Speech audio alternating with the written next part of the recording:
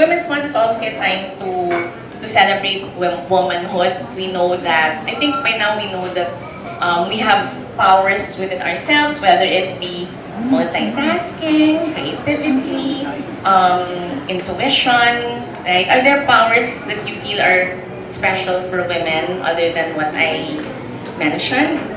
Besides household chores and taking care of the kids.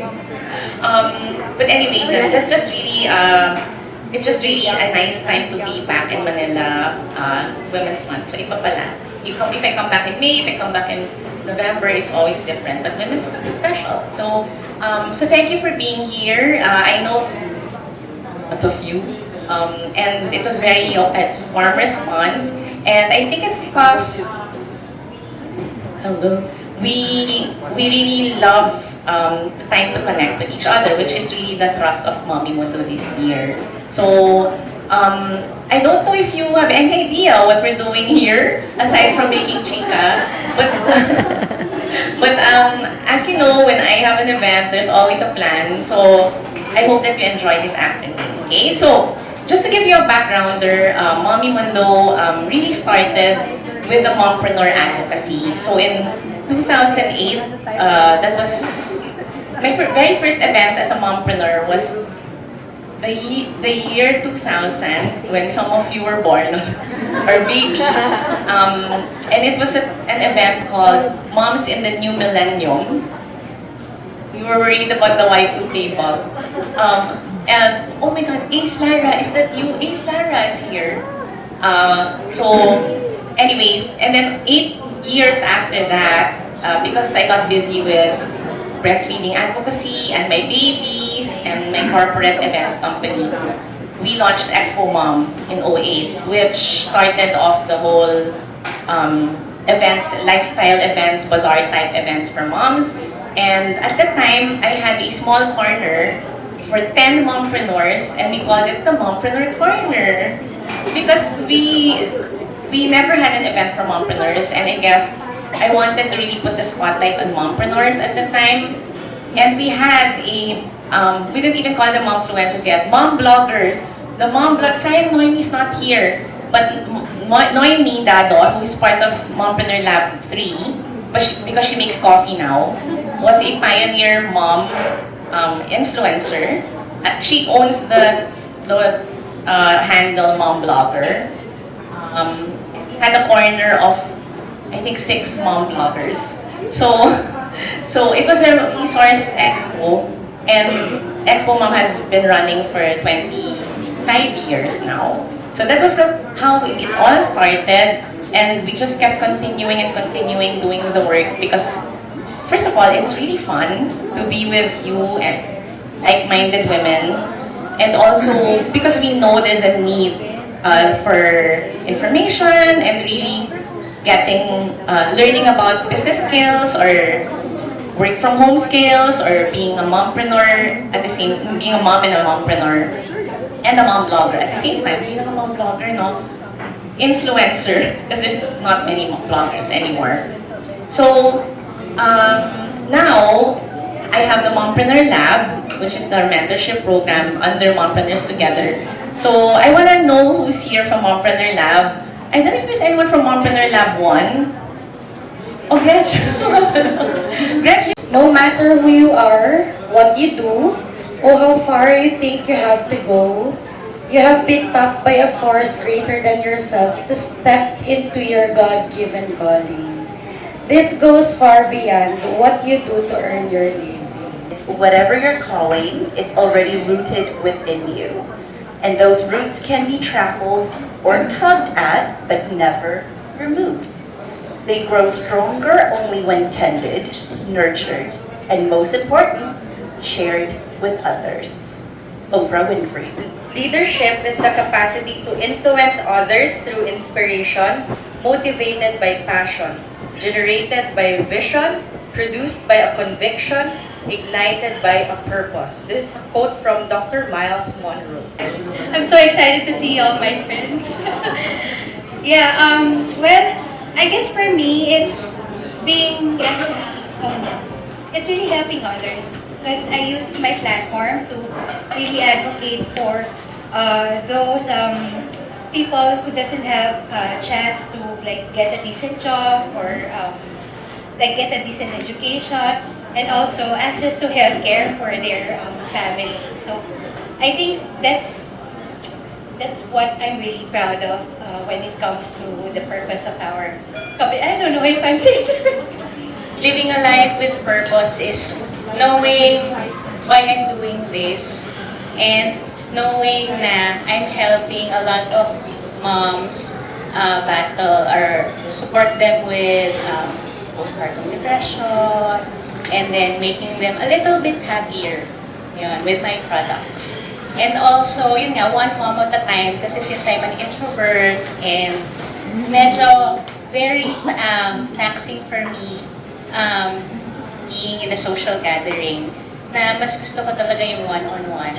And even with messaging lang, looking back na parang shucks, 13 years na ako talking to moms na one-on-one na kahit papano alam ko na kahit quiet lang sila, I don't have a lot of followers, I know na I've made a difference in their lives. And So I've been vlogging since 2007. Met Janice 2009 for yung first ever outreach. Sumama yata kami noon. So, sumama siya. That's where I met Janice. So, she's my idol. I've been doing outreach then for 15 years with my husband. So, kaya siya lang ang dadfluencer. Sorry we go together all the time. I'm PWD as well. Kaya medyo malakas ako magsalita. So, paano actually, tumayo lang ako for the Tyson eh. Kasi favorite ko talaga yung Tyson na yan. Being a fan. Magmula na naging mag-boyfriend kami, which was 32 years ago. Wow! Oh, yan. So, sabi ko kanina, Dad, parang I don't belong here. You look all so young. 51, turning 52. Turning 52 by July. So sabi ko, naku, parang wala akong kakilala. Janice lang. Tsaka si Kit. Anyway, I just want to share, how do I live a purposeful life? Whenever I go to places, wherever, I try to, hindi ako mahiyain, like you. Medyo I'm an extrovert ako. So, I try to add joy. My name is Joy, by the way, no? So, yun lang, parang kahit papaano, sana, in a way, meron akong natap. Yung nararamdaman ko kung may hurting, so wala naman ako nararamdaman dito. Yun. So, ganun lang. I try to be as fun as possible anywhere I go. So, I hope kayo, enjoy nyo lang bata pa kayo, ha? Enjoy nyo lang. Huwag nyo hintayin mag-46 kayo. I started liking myself and loving myself and my life when I turned 46. Diba? Ang tagal, diba? When I did yoga, so She got married. I did yoga. Yoga helped me. It balanced my hormones. I have hormonal problems since I was a kid. And I'm bingi on this side, perforated eardrum. So yon. So my purpose today is to tell you to just take it easy, guys. Ha? Lahat kayo dyan, huwag nyo masyadong seryosahin ang buhay. Enjoy nyo lang. Sarap mabuhay. Thank you. Tyson! I'm Leah Erigel. I am a narrative coach. I help people, mostly women, reframe their stories to come from empowerment. I'm very passionate about telling and sharing with women how empowered we are to love ourselves. I love Joy's story. Joy, mas matanda ako sa'yo. Hindi mo na sasabihin ko. Really? I'm proud to be 60. I just turned 60. Wow! No way! Yeah. And I want to tell all the women in the room, especially the youngest ones, it gets better. It does. It does. 60 is not like, diba? Hindi. This is the part where we start loving ourselves. This is the part where we start not caring about what people think. This is the part when we start asking ourselves, do I like this? Do I like this person? Because, I know at that age, it's always about, do they like me? Will they like me? You get to a certain age and it's like, do I even like them? And if you don't, you find your tribe. It's awesome to get to a certain age. But that's not what well, maybe that's part of what I'm going to say. So I'm here because we're talking about purpose. I'm a narrative coach. And it's so important to reframe our stories. Why? Because our stories are how we make sense of the world. And we have a lot of stories in our heads. Are all those stories 100% true? No. Why? Because they're subjective. And that's the journey that I love taking with the women and the men that become my coaches. Let's talk about women. As women, it's important to know para hindi tayo so hard on ourselves. I'm sure you heard this term during the pandemic. We are emotional laborers. We are emotional laborers. We are daughters. Daming expectations ng ating mga magulang. Then we become partners. We become wives. Dami pa rin. It is a breastfeeding wear. So I am wearing one because when I was a mom, I had a hard time looking for breastfeeding clothes that felt like me because, well, to be honest, it was really draining and it was hard. It was hard to breastfeed on demand. So the ones on the market were screaming breastfeeding, and I'm feeling nervous. So the ones on the market were obviously for breastfeeding, but I designed my own wardrobe to feel like I founded Conscious Parenting Philippines during the pandemic. So to be able to help parents become more mindful and build connections. So what's not a problem, it's my children. Our children, if we're focusing on the problem, which is disciplining them, making them obey, or dealing with their feelings, then I thought of, what's not a problem? My child is not a problem. So when we look behind the behavior and look at the person, especially if it was my children, I think it disappears. And then I realized also the purpose is really to help them breathe better and stop hiding. Because that was the impact of conscious parenting for me. I went through conscious parenting because we had a lot of problems connecting with my children, my growing teenagers at the time during the pandemic. They're tweens and teens. And then I thought I was doing it so well. I was such a proud mom.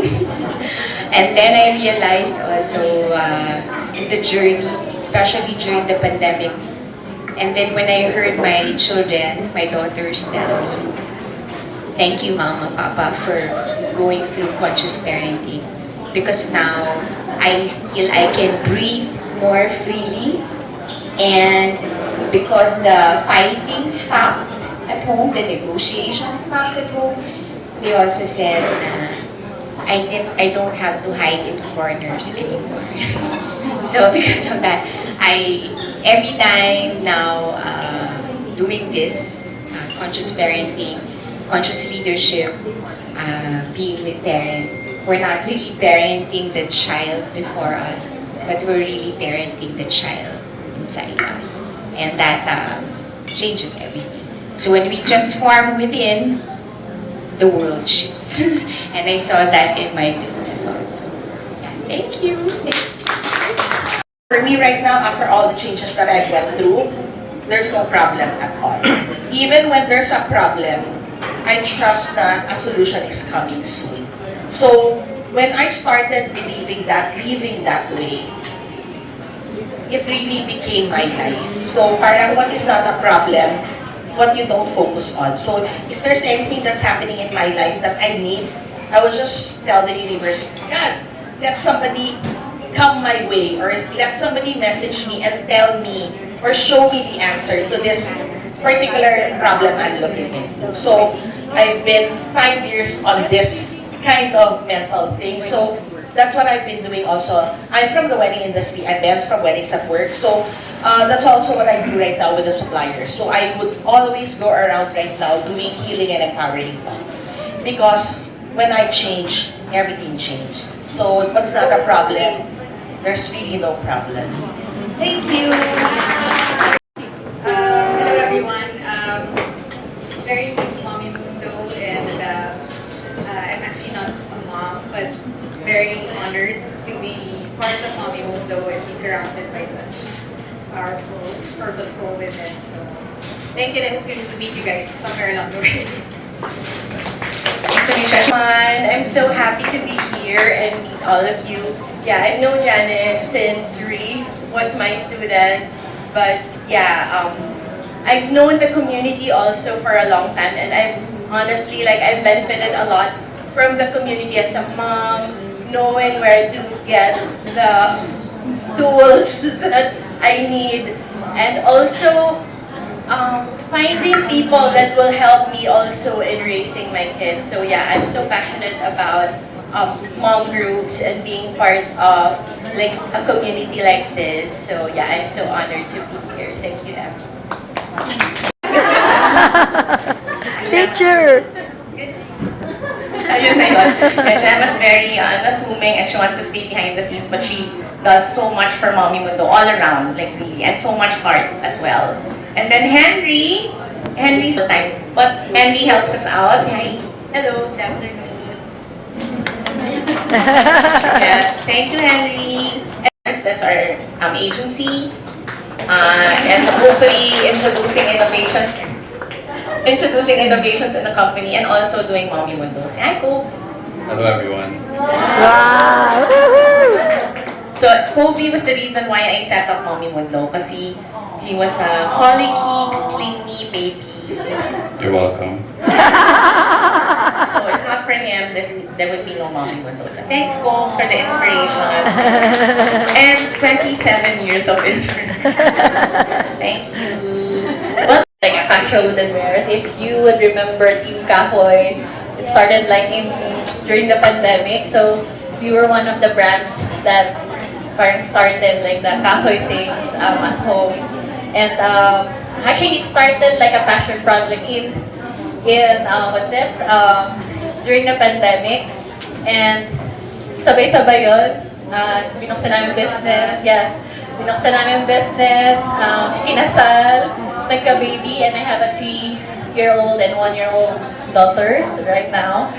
So, ayun, and again, it started like a passion project just to have do something while we were in the pandemic. But I'm so proud also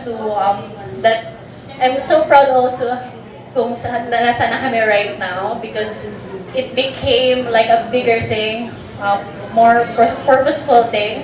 Kasi parang kumbaga we also connected with the community na talaga that do this. So we develop the products for them, and then they do it, and then right now it's not just online, we also cater resorts, hotels, and malls. And ayun, we're giving out posters, especially designed for moms. So hope you'll like it. Thank you. thank you, Liz. So follow with the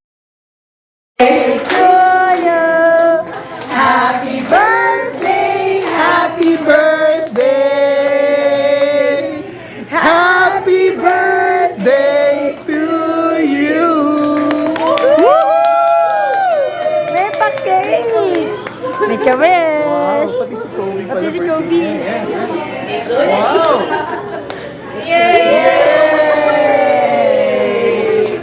Talaga, sige. Yes. Pumunta ka. JP will make matching swimsuits for us. Matching swimsuits. Smile! Ay, wala na yun. 5 minutes.